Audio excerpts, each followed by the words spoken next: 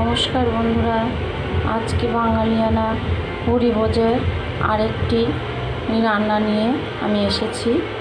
আজকে করব আমি ঢ্যাঁড়সের পোস্ত, সর্ষে পোস্ত, ঢ্যাঁড়সের সর্ষে পোস্ত। তো প্রথমে আমি কড়াই বসিয়ে দিয়েছি। কড়াইটা গরম হয়ে এলে এতে আমি কিছুটা সর্ষের তেল অ্যাড করব পরিমাণ মতো।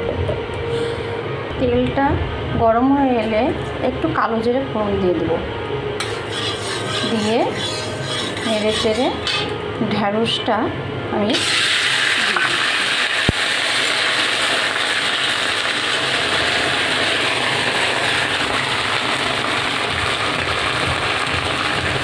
পরিমাণ মতো লবণ,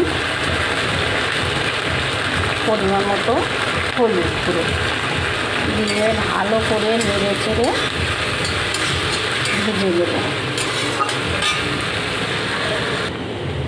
এদিকে কড়াইয়ের মধ্যে ঢ্যাঁড়সটা ভাজা হতে হতে আমি এদিকে সর্ষে, পোস্ত আর 4টে কাঁচা লঙ্কা শিলনোড়াতে বেটে নেব। বেটে নিয়েছি শিলনোড়াতে। এবার দিয়ে দিই পরিমাণ মতো জল, যতটা সেদ্ধ হতে লাগবে ততটা, সামান্য একটু চিনি অ্যাড করলাম। অনেকেই ঢ্যাঁড়স পছন্দ করে না, কিন্তু এইভাবে একবার করে খেয়ে দেখবেন, আশা করি ভালো লাগবে।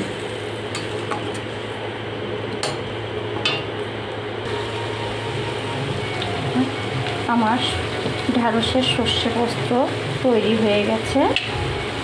এবার আমি সামান্য সরিষার তেল দিয়ে, কাঁচা তেল দিয়ে ছড়িয়ে দিয়ে নামিয়ে নেব।